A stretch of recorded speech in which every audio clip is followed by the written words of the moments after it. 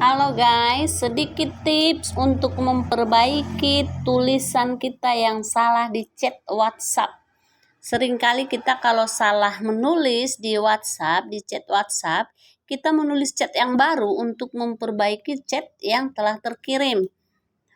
Tidak perlu seperti itu ya, kita bisa memperbaikinya selagi si penerima belum membaca pesan kita. Caranya seperti ini ya. Kita buka WhatsApp, kita coba dulu kirim pesan.